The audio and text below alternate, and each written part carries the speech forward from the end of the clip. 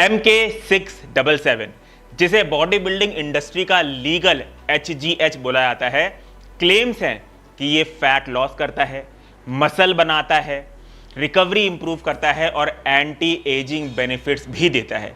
पर साइंस इसके बारे में क्या कहती है, आज हम इसके ऊपर बात करेंगे। सबसे पहले एक कॉमन मिसकंसेप्शन क्लियर कर देता हूं। MK677 कोई साम या एनाबॉलिक स्टेरॉयड नहीं है। ये एक ग्रोथ हार्मोन सिक्रेटागॉग है जो ग्रेलिन रिसेप्टर को एक्टिवेट करता है, जिससे बॉडी नेचुरल ग्रोथ हार्मोन और IGF-1 रिलीज करती है। और ये MK677 का सबसे साइंटिफिकली एस्टैब्लिश्ड इफेक्ट है। ह्यूमन क्लिनिकल ट्रायल्स में MK677 ने ग्रोथ हार्मोन और IGF-1 लेवल्स को सिग्निफिकेंटली इंक्रीज किया है। लेकिन इंपॉर्टेंट क्वेश्चन यहां पे ये है कि क्या GH और IGF-1 बढ़ाने का मतलब ऑटोमेटिकली ज्यादा मसल गेन होता है? 2008 के एक रैंडमाइज्ड कंट्रोल ट्रायल में हेल्दी ओल्डर एडल्ट्स को 12 मंथ्स तक MK677 दिया गया।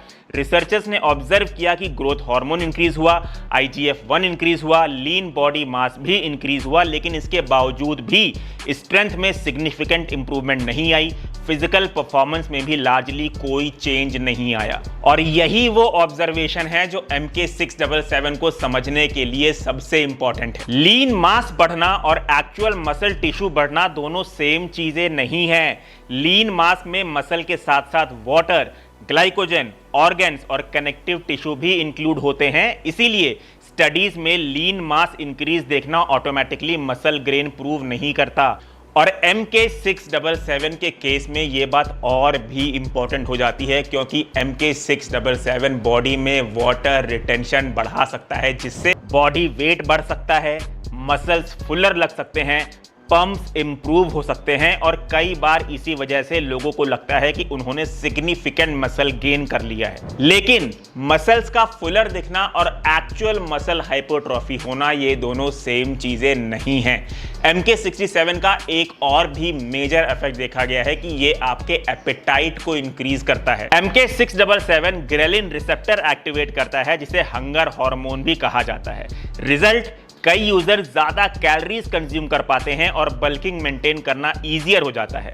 इसीलिए मसल गेन का कुछ हिस्सा इंक्रीज्ड कैलोरी इनटेक की वजह से भी हो सकता है। अब बात करते हैं MK677 के साइड इफेक्ट्स के बारे में। ह्यूमन स्टडीज में फास्टिंग ग्लूकोज इंक्रीज और ग्लूकोज टॉलरेंस वर्सन होते हुए देखी गई है।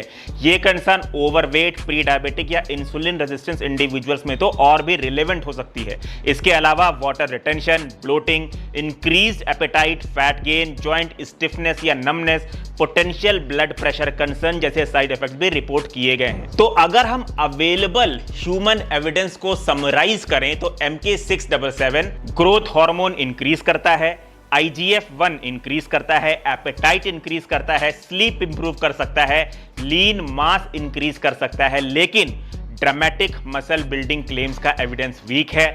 Significant strength gains consistently observe नहीं हुए, इंसुलिन सेंसिटिविटी वर्सन हो सकती है, long term safety fully established नहीं है। बॉटम लाइन, करंट एविडेंस ये सजेस्ट करता है कि MK677 बॉडी वेट और लीन मास इंक्रीज कर सकता है, पर सवाल यहां पे ये नहीं है कि वेट कितना गेन हुआ। सवाल यहां पे ये है कि उस वेट में एक्चुअल मसल कितना है। और यहीं पर MK677 के अराउंड जो हाइप है वो अवेलेबल ह्यूमन क्लिनिकल एविडेंस से काफी आगे निकल चुकी है। जय हिंद।